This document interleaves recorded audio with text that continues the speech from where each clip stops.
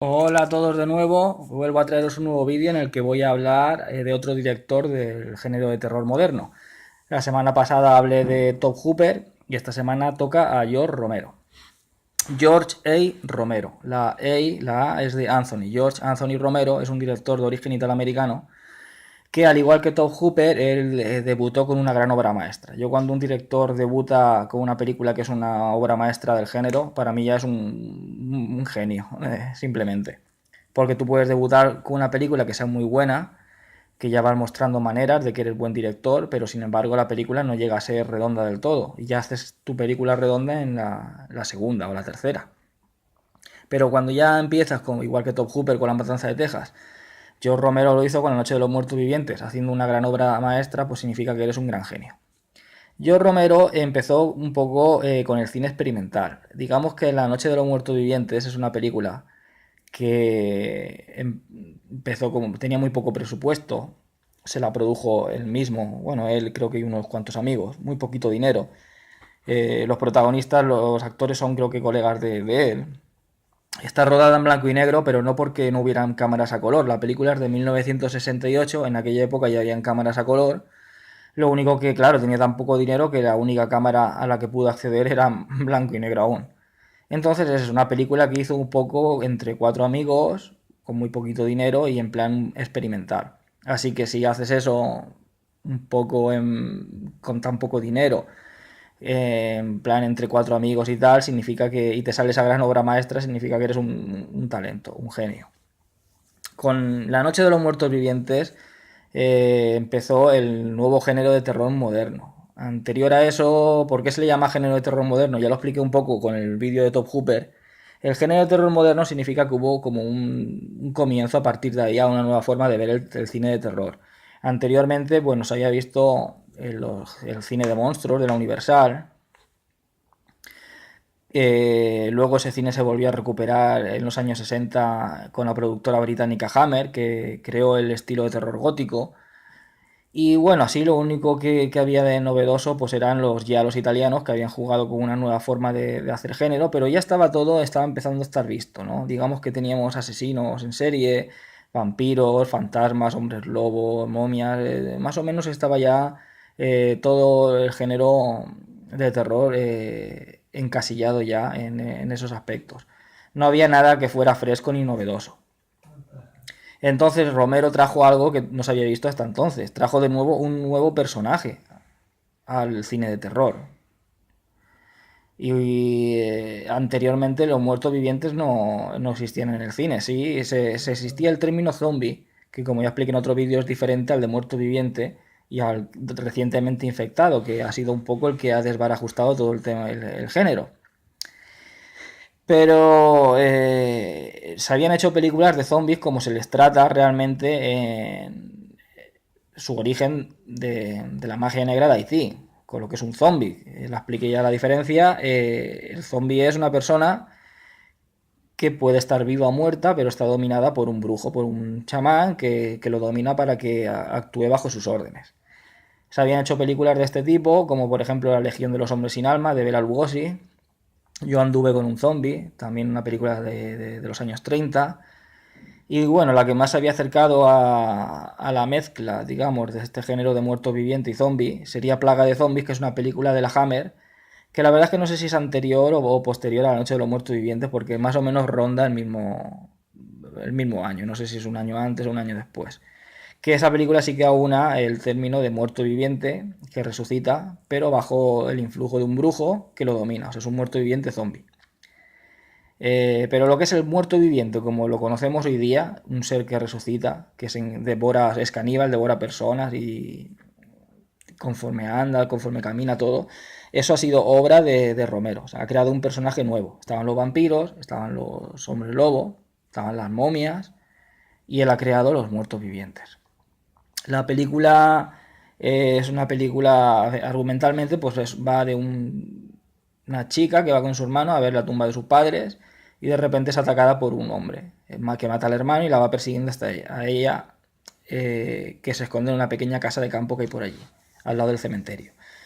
Ella no sabe que es un muerto viviente, ni mucho menos, ni tampoco se explica. En realidad, el espectador lo sabe por el título de la película, porque es un tipo que aparece que ataca a la protagonista.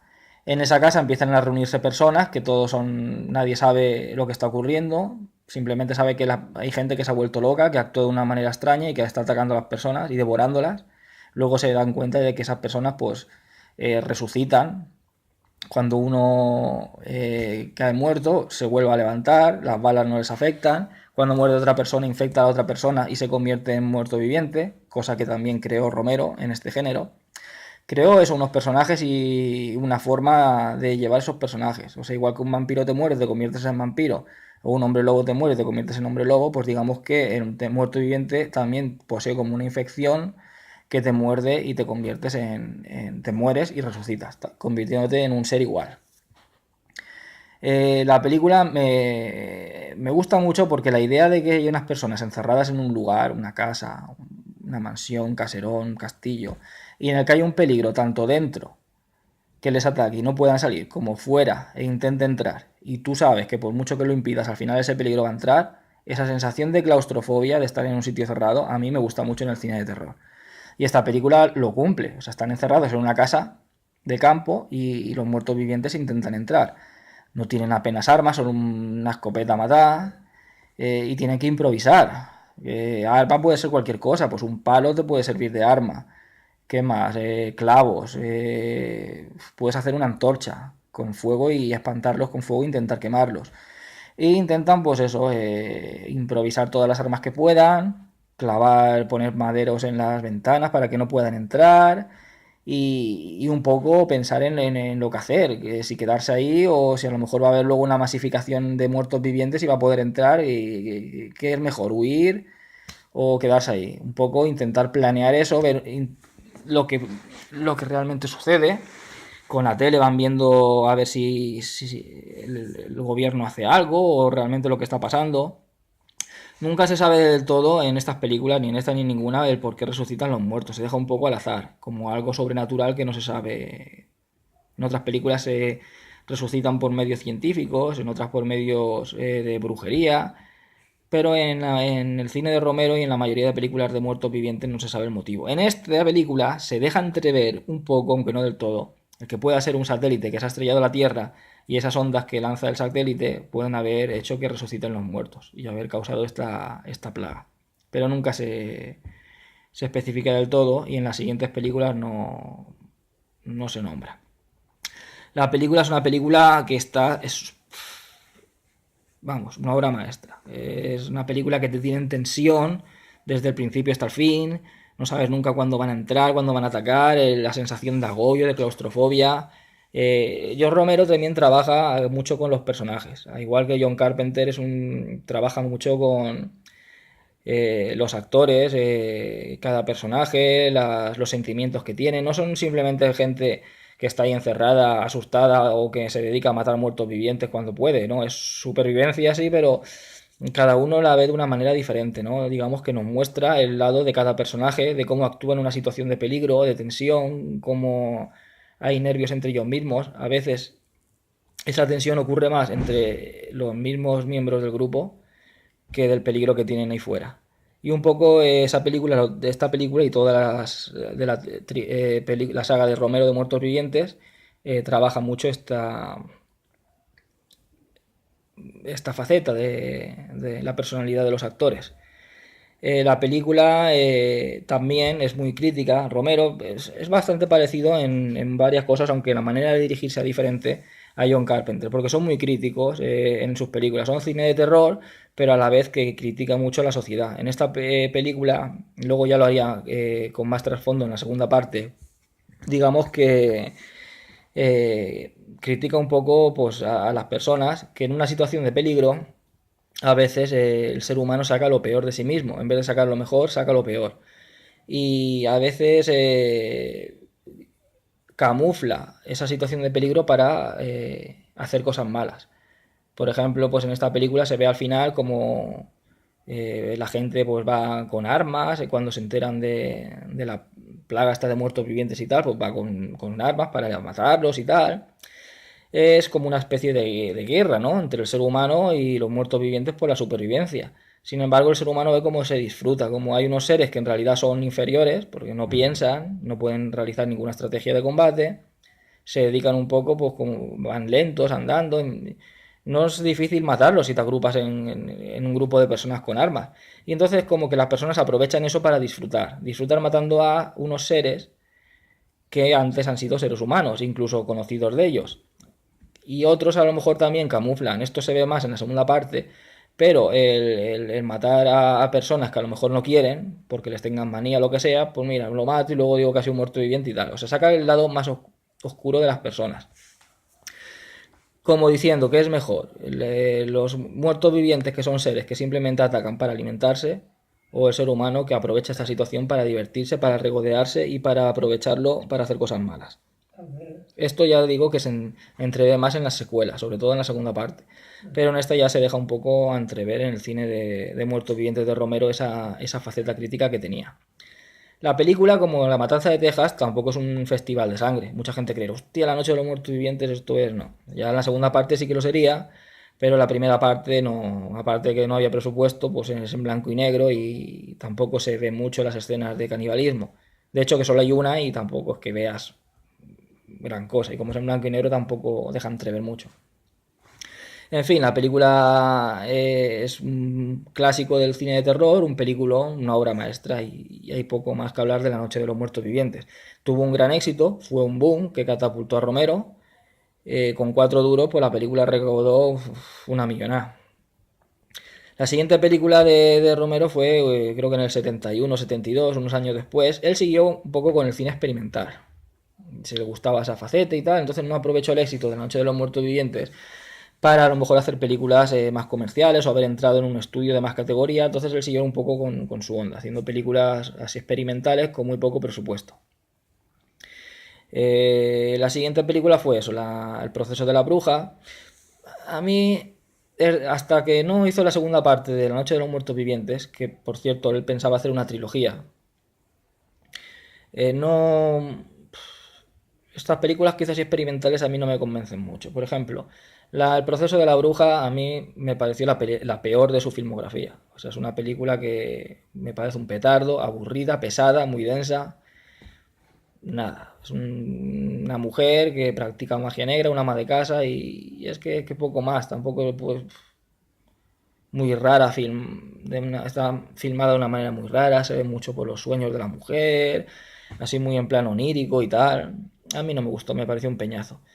Sí que deja entrever que lo que es filmando es un grandísimo director, ya empezaba a coger su estilo. Él rueda mucho con planos así muy, muy abiertos, como muy alejados y tal, muy luminosos, pero lo que es la película en sí, visualmente está muy bien, pero la película no vale mucho. Luego en el 73 o 74 hizo Martin, que también es regular. Esta estuvo un poco mejor, pero tampoco es cosa del otro mundo. Se ve también un cine muy experimental, mezcla escenas en color con escenas en blanco y negro, también de los sueños del personaje. En fin, no es que esté muy allá. La película es de un chico que él cree que es un vampiro y va matando a las víctimas pues con una navaja de afeitar, les corte y se bebe la sangre. Y eso es la película. Luego la siguiente película hizo Los Crazies. Los Crazies, que sería The Crazies, él puso Los Crazies como una mezcla entre castellano e inglés, Los Locos. En el 75 creo que fue. La película estaba ya algo mejor, no está mal la película, y ahonda un poco también en el tema parecido al de los muertos vivientes. Él creó esta película, por ejemplo, sería lo que hoy día sería cine de infectados. Un pueblo que es infectado por un virus, es militar. Los militares llevan como una especie de líquido en un avión, que ese líquido lo han inventado para volver loca a la gente. Lo que piensan hacer, pues cuando hay algún conflicto militar, una guerra, verterlo en el suministro de agua de la población que van a atacar para que esa gente se vuelva loco y así ser más fácil de abatir. Pero el avión se estrella, cae en un lago y entonces ese líquido se vierte en el lago y la gente del pueblo más cercano, que el suministro de agua proviene de ese lago, bebe el agua, volviéndose loca y entonces pues se van matando unos a otros y tal. Y luego va el ejército ahí y los científicos intentando a ver cómo pueden eh, parar la situación. Un grupo de personas pues van intentando sobrevivir y tal. La película no está mal, a mí se me hizo un poco pesadilla, pero bueno, regularcilla. A mí me gustó más la versión moderna, que tampoco es que sea la cosa del otro mundo, pero me gustó más que esta. Es raro que a mí me guste más una versión moderna, pero es que tampoco había mucho que rascar aquí. Fue una versión moderna de una película flojilla, y como la versión moderna es más distraída, pues me gustó más por eso. Pero bueno, poco más que decir. Ya, como estas películas no habían tenido mucho éxito, Romero pensó, vamos a ver, voy a volver, quería hacer una trilogía con La Noche de los Muertos Vivientes, bueno, ¿por qué no seguir con la segunda parte? Y la hizo 10 años después, en el 78. La película, hay una curiosidad, porque el título original es Dawn of the Dead, que sería El Amanecer de los Muertos, como realmente se tituló la versión moderna, el remake que hicieron. Pero en Europa se tituló Zombie, porque Dario Argento, que es el productor de la película, decidió titularla Zombie. De ahí es que luego se unieran el término zombie con el de muerto viviente. Y en muchas películas nombraran zombies y fueran en realidad muertos vivientes. Hoy día en el cine pues es lo mismo un zombie con muerto viviente. Lucio Fulci aprovechó un poco el éxito de esta película para hacer una secuela no legal, por decirlo de alguna manera, de que se tituló Zombie 2 Nueva York bajo el terror de los muertos vivientes. Dario Argento se cabreó con Lucio Fulci y tal, y Lucio Fulci hay una pequeña disputa y bueno, tampoco llegó a mucho la cosa. Un día quiero comentar la diferencia entre las películas de muertos vivientes de Lucio Fulci y de George Romero, que son las buenísimas, tanto el estilo de uno como el estilo de otro, pero diferentes. Bueno, Zombie o El Amanecer de los Muertos fue una película espectacular. Otra obra maestra. Muchos piensan que es superior a La Noche de los Muertos Vivientes.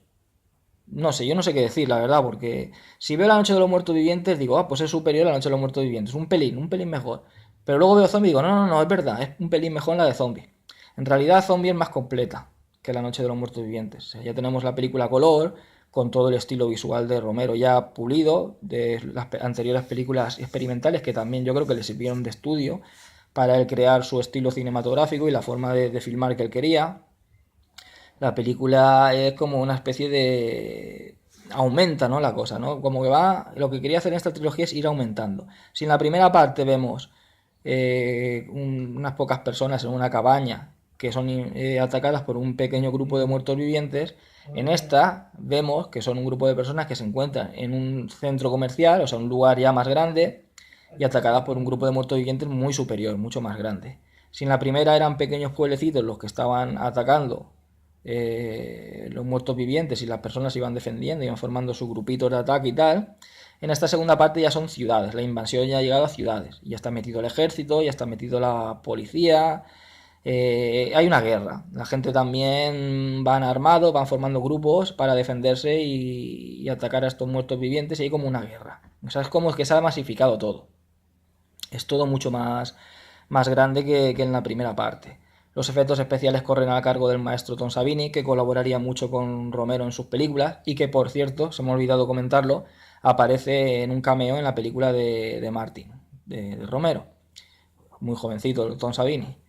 En esta película hay una crítica social mucho más fuerte. Al principio de la película se ve como la policía entra a un edificio que está totalmente infectado por muertos vivientes. Es un edificio que hay gente hispana, puertorriqueños, mexicanos y tal. Entonces estas personas tienen a sus familiares que se han convertido en muertos vivientes encerrados en habitaciones para que no salgan y les ataquen, pero no los matan porque según ellos es algo divino, ¿no? Como si se han convertido en eso porque Dios lo ha querido así, o a lo mejor puede haber una cura. Yo no puedo matar a un familiar al que quiero, entonces si es peligroso para mí lo encierro ahí hasta que sea lo que Dios quiera, que tenga lo que tenga que pasar, se pase el efecto ese, vuelva a la normalidad, hay alguna cura, o simplemente lo dejo ahí porque Dios ha querido que se transforme en eso, pero yo no voy a eliminarlo, no voy a acabar con él.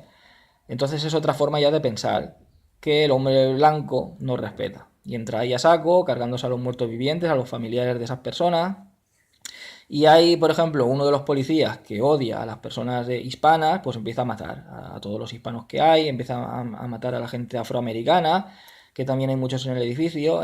Estamos aprovechando esa confusión y ese caos, esa guerra, para sacar su lado más oscuro y encubrir sus actos criminales. Esta película aborda mucho más en eso. Aborda mucho más en el que los muertos vivientes son seres que simplemente van a alimentarse, no tienen ninguna maldad en sus ataques, mientras que el ser humano disfruta con esos ataques, se divierte aniquilando a unos seres que, aunque parezcan inferiores, poco a poco van ganando terreno y van aglomerándose y consiguiendo una posición de superioridad ante el ser humano, que tiene más medios, más inteligencia y más armas. La película, pues eso, en el centro comercial también tienen más armas que en la primera parte, ya hay una armería, pues ya cogen rifles, ya tienen pistolas, tienen revólveres, disponen de un helicóptero, tienen coches también en el centro comercial que pueden utilizar, camiones fuera. La película es mucho más grande, hay una más cantidad de muertos vivientes, pero también tienen más cantidad de armas para defenderte. Tienes un lugar también que es más seguro, un centro comercial, tienes más seguridad. Al igual que hay más muertos, también tienes como más medios para combatirlos. También es un lugar claustrofóbico que, aunque esté muy seguro, al final sabes que por mucho que cierres las puertas, que pongas tabiques, que pongas ahí una barricada, que tengas armas y tal, al final van a entrar. Y la masificación va a ser tan grande que por muchas armas que tengas no vas a poder con ello. Entonces es un poco jugar con las tensiones, al igual que en la primera parte, durante toda la película. También, al final de la película, por lo que muestra un poco una crítica social del ser humano que aprovecha los momentos de caos y los apocalipsis, porque esto en realidad es un apocalipsis. Lo que muestra Romero en sus películas de muertos vivientes es una gran hecatombe que asola al mundo.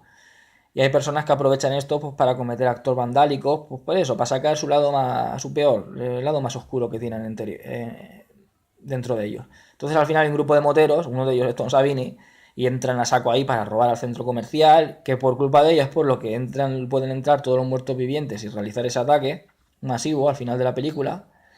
Y bueno, hay un festival ahí de sangre ya brutal. Nada que ver con la primera parte. La segunda parte pues también fue un éxito, recaudó un montón de dinero y consagró aún más a George Romero dentro del cine de terror. Y la película, pues para mí esa es otra gran obra maestra.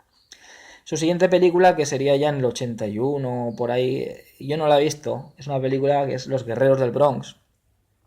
No sé, no puedo opinar porque no la he visto.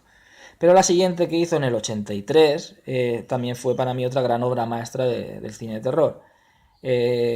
Fue la película de Creepshow. Creepshow es una película de antologías, cuenta con varias historias cortas y viene de unos cómics que habían en los años 50, habían varios cómics de terror en Estados Unidos. Estaba El Baúl de los Horrores, EC, Historias de la Cripta, que haría una película de la Amicus en los 70 y luego estaría la serie de los 90, que presentaba el Guardián de la Cripta. Estaba Creepshow y creo que ya está. Y entonces, pues eso, Creepshow pues vino a convertirse en una película dirigida por Romero, y las historias estaban basadas en guiones de Stephen King. Una de las historias, que se titula El Baúl, está basada en un relato corto de Stephen King. Y la película pues fue brutal, supo trasladar exactamente toda la esencia del cómic a la pantalla. De hecho, que parece que a veces que estés viendo un cómic humano, con personas humanas, pero todo el ambiente ese de cómic lo haya plasmado en la pantalla. Y la película a mí me encanta. Es una película que tiene un encanto especial y a mí me parece brutal. Tanto la primera como la segunda parte, que ya no es de Romero, pero bueno, la tercera sí que fue una mierda. Pero la primera y la segunda fueron brutales. A mí me encantaron. Creo otra gran obra maestra, y junto con Stephen King, en este caso fue parte de los dos, y a mí me pareció una película genial. Que también traería escuela. O sea, si ya él había hecho algo diferente dentro del cine de antologías a lo que ya habían hecho la Amicus en los 70, pues él hizo un tipo de cine de antologías diferente que trajo escuela. Luego vendrían películas como la del Gato Infernal o la de Bolsa de Cadáveres, que era codirigida entre John Carpenter y Tobe Hooper, que bebieron mucho de la película de Creepshow de Romero. En el año 85, 2 años después, hizo la tercera parte y ya cerró su trilogía de Muertos Vivientes con la película El Día de los Muertos. Esta película la catombe fue brutal. O sea, íbamos de menos a más. La primera era algo más pequeño, pueblecitos y tal. La segunda ya eran ciudades. Y la tercera ya los muertos vivientes han ganado la guerra, se han apoderado del mundo. Y ya no hay seres vivos, solo hay muertos vivientes. Y solo quedan 12 seres vivos que han sobrevivido. Que hay una mezcla entre militares y científicos, que viven en un búnker bajo tierra. De vez en cuando salen con un helicóptero y van buscando a ver si hay supervivientes o también para traer comida y tal. Pero bueno, solamente hay esos 12 supervivientes.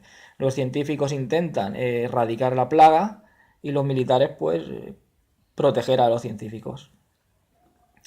La película también cuenta con efectos especiales de Tom Savini. Aparece en un cameo Gregory Nicotero, que era uno de los alumnos de Tom Savini, que también hizo los efectos especiales de Creepshow, por cierto. Se me olvidó decirlo. Trabajo mucho con Romero. El Día de los Muertos, pues ya tenemos algo más grande aún que en la segunda. Si en la segunda era un centro comercial, ahora tenemos un búnker. O sea, un lugar casi imposible de entrar. Que tienes comida, que tienes aseos, que tienes baño. Es algo como una fortaleza inexpugnable. Tienen más armas, que en la segunda parte ya son militares, ya tienen su metralleta, ya tienen de todo, rifles, lo que les haga falta. Pero aún así, también el peligro es mucho más grande, o sea, es un mundo lleno de muertos vivientes. Si lograran entrar por cualquier motivo al búnker, que al final lo logran, también es una trampa. Eso, no tiene salida. Por muchas armas que tengas, no vas a poder con esa masificación de muertos vivientes. Y sabes que al final de la película va a haber esa masificación de muertos vivientes y va a haber ya la catombe ahí. Entonces el búnker es como una especie de trampa. O sea, sí, estoy muy seguro, pero como por lo que sea logren entrar aquí, yo vamos, no puedo defenderme de ellos. Ya puedo correr, ya puedo esconderme, pero al final no tengo salida. Me van a encontrar y por muchas armas que tenga, me van a matar. Entonces esta película juega con eso, un poco con la tensión de si entran, de que no tienes escapatoria y al final cuando entran toda la masificación de muertos vivientes, vamos, eso es brutal. Igual que en la segunda parte, esto era una tensión porque no sabes que no tiene salida, que por dónde me voy, si aquí no hay salida, no me puedo esconder, vengan a entrar, no hay suficiente armas para cargarlos a todos, pues al final me toca pegarme un tiro, como hace alguno en una película. El final súper sangriento y un festival de sangre increíble, igual que en la segunda parte. A mí es la película también me encanta, también la considero una obra maestra. Las tres me encantan. Si acaso la primera y la segunda para mí son las mejores, que no sabría decirte, pues igual la segunda sería la mejor, llevándose muy poco con la primera. La primera estaría en segundo lugar y la tercera es la más flojilla. O sea, las dos primeras son superiores para mí a la tercera, pero la tercera también es buenísima. También es una película de culto y es genial. A la gente, sin embargo, no le gustó tanto. La vio más flojilla, la vio como un poco más pesada. eh, no sé, y la película no tuvo el éxito que se esperaba. Pero bueno, como ya he dicho, para mí es una película de culto y es una trilogía que se cerró de una manera magistral. Luego volvería a hacer películas de muertos vivientes a los años, ya un poco rompería el esquema de la trilogía, pero bueno, lo que es la trilogía para mí es genial, desde la primera hasta la tercera.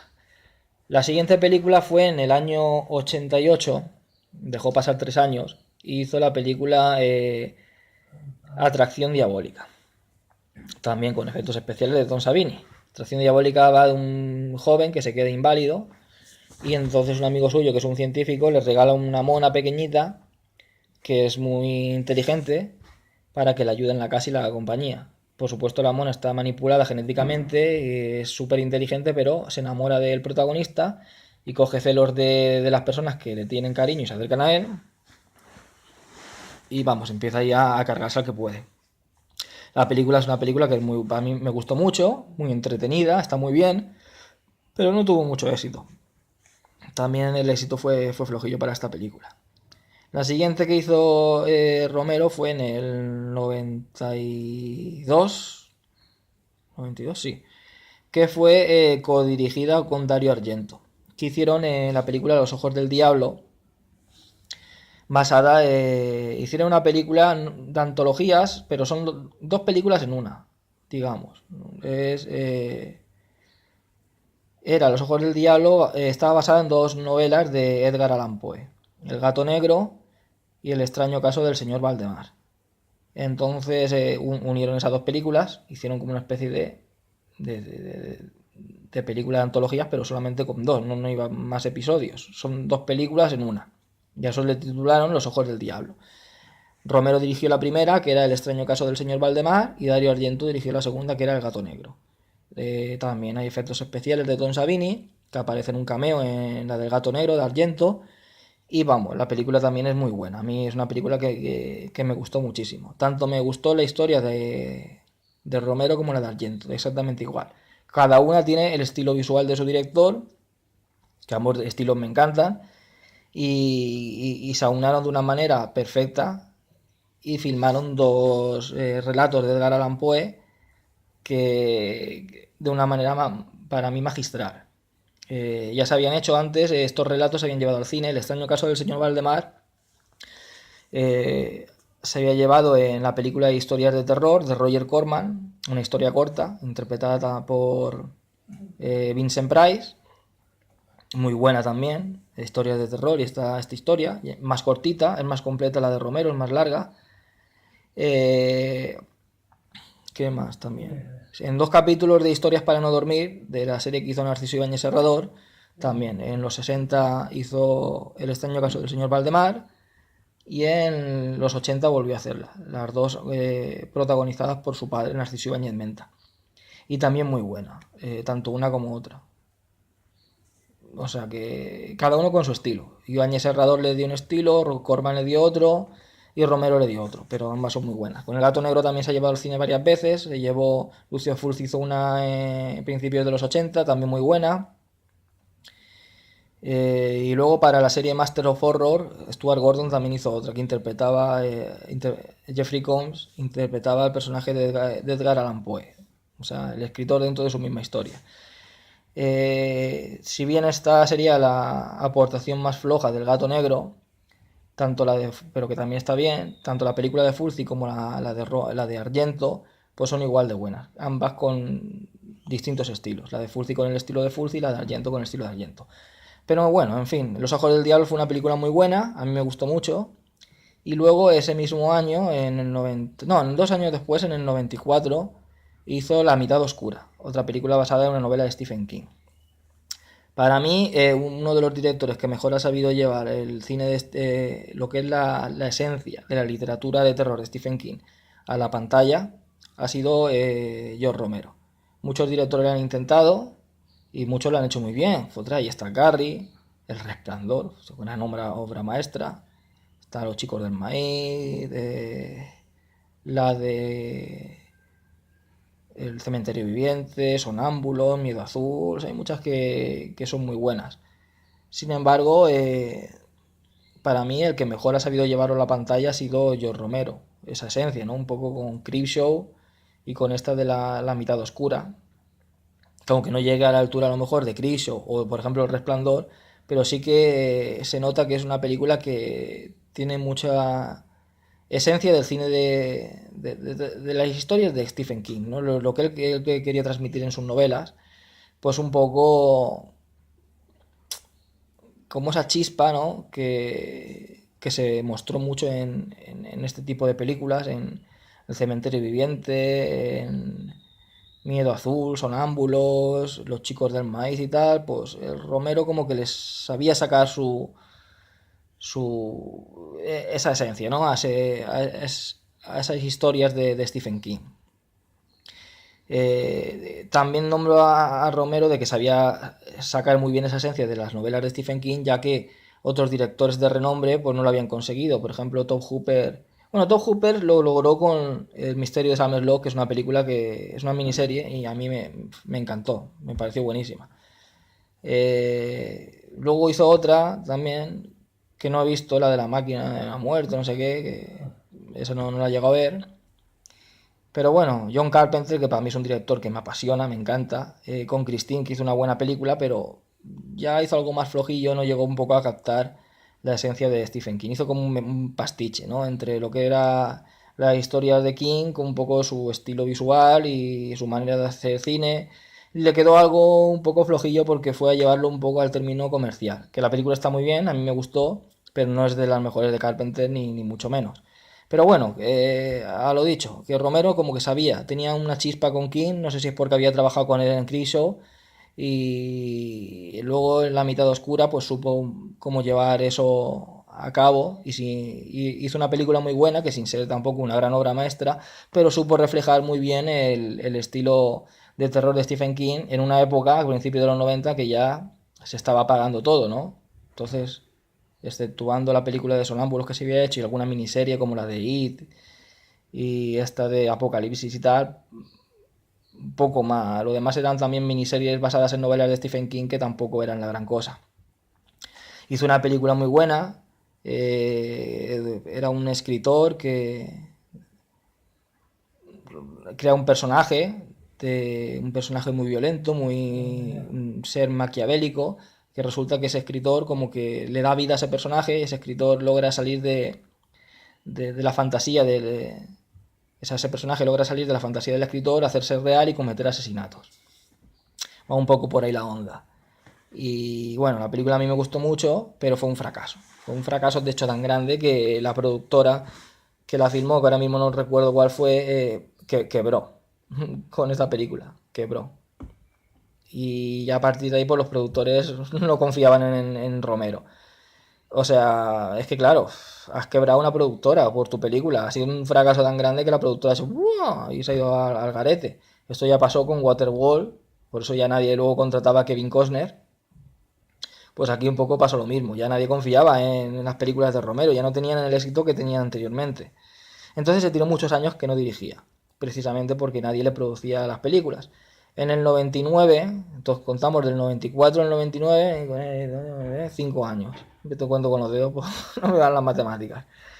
Hizo El rostro de la venganza. Le dieron la oportunidad de volver a hacer una película pequeña con poco presupuesto. Hizo El rostro de la venganza. Y la película, bueno, pues una película que pasó sin pena ni gloria. De la de directas al videoclub. Y poco más. La película no está mal, está bien, pero tampoco es la gran cosa. Es un hombre que se levanta, lo putea a todo el mundo, lo putea a su jefe, lo putea a su esposa, lo putea a su amigo, y entonces él se despierta un día pues con la cara como si fuera un arlequín, de estos, un mimo, ahí con la cara blanca, y dice, hostia, alguien me ha pintado la cara. Pero no la tiene pintada, es su piel que se ha vuelto así. Y es como que se enloquece y es como que ese nuevo rostro le da la oportunidad de vengarse de las personas que le han hecho daño. Y bueno, ahí queda la cosa. Se volvió a tirar otros años sin hacer nada, hasta el 2004 creo, 2005, que hizo la película La Tierra de los Muertos Vivientes. Entonces en esa época se volvió a poner de moda el cine de muertos vivientes. Hizo Danny Boy la película esta de 28 días después, que nos trajo a los famosos infectados, y ya pues empezó a removerse de nuevo el género, a hacer películas de muertos vivientes. Hizo el remake de la película de Zombie, La Amanecer de los Muertos, y tuvo un gran éxito. Entonces como que dijeron, hostia, pues vamos a darle otra oportunidad a George Romero. ¿Quién mejor que él para volver a hacer películas de muertos vivientes? Del creador. Pues que vuelva a hacer otra película de muertos vivientes, que siga con la saga. Ya que la gente está un poco interesada en el género, pues vamos a seguir con el tema. Y entonces el hombre, claro, pues él quería dirigir y dijo, bueno, no había cerrado su trilogía, pero vamos a hacer otra película, vamos a romper esa trilogía y hacer otra película sobre muertos vivientes. Hizo la película La Tierra de los Muertos Vivientes y la película a mí me gustó muchísimo. Si bien es inferior a la trilogía que hizo anterior, la película a mí me gustó. Bebía mucho del estilo visual de Romero. eh, no sé, la película era ya también, pues igual que en la última parte, pues era como una guerra entre muertos vivientes y seres humanos, como que había llegado un momento en que los millonarios habían hecho una serie de edificios que los habían hecho como mini ciudades, una serie de rascacielos, habían verjado un gran terreno, la gente pobre vivía abajo, que vivía pues en la miseria, pagaban pequeños alquileres como de chabolas o casas que habían por ahí abajo, y los ricos eran los privilegiados que vivían en esos grandes edificios pues con todo lujo, con un montón de lujos ahí. La gente de la calle era como gente de guetos que intentaba sobrevivir y los muertos vivientes pues detrás de la valla intentando entrar. Aquí, al igual que en la del Día de los Muertos, también se deja un poco entrever de que los muertos vivientes ya empiezan a pensar y a tener sentimientos.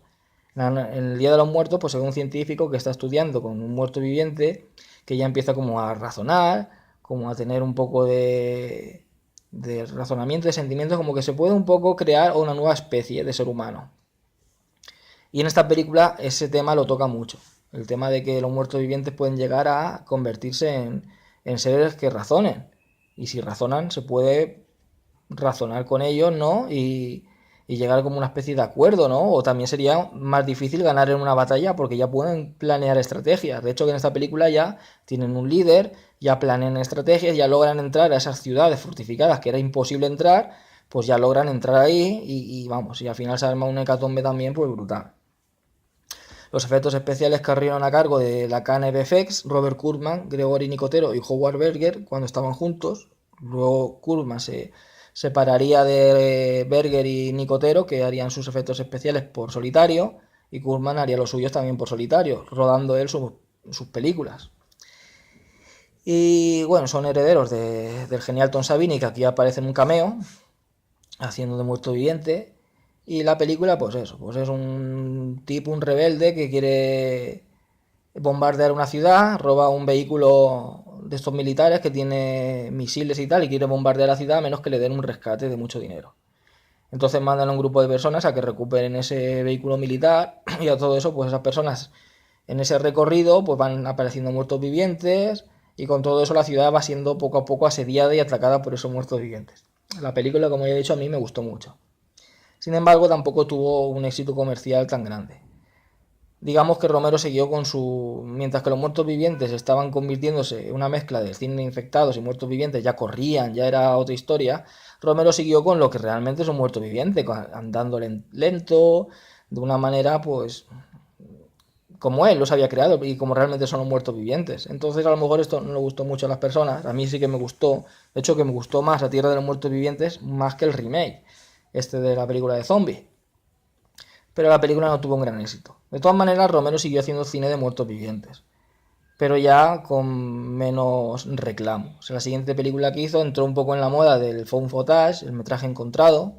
Hizo la película El Diario de los Muertos, por lo mismo, una invasión de muertos vivientes vista por un grupo de chavales, estudiantes de cine que ruedan todo lo que ocurre con una cámara. La película para mí flojísima, la más floja de todas las que ha hecho de muertos vivientes. Pero bueno, aún así se deja ver. Y luego ya la siguiente que hizo fue La Resistencia de los Muertos. En La Resistencia de los Muertos, que también es bastante floja, pero es algo mejor que El Diario de los Muertos, ya nos muestra que realmente los muertos vivientes piensan, se razonan y tienen hasta sentimientos. Se puede incluso llegar a dialogar a dialogar no, pero bueno, a enseñarles un poco, como si fueran mascotas o algo de eso, a comer carne de animales y que no ataquen a los seres humanos. Puede haber una convivencia en esas dos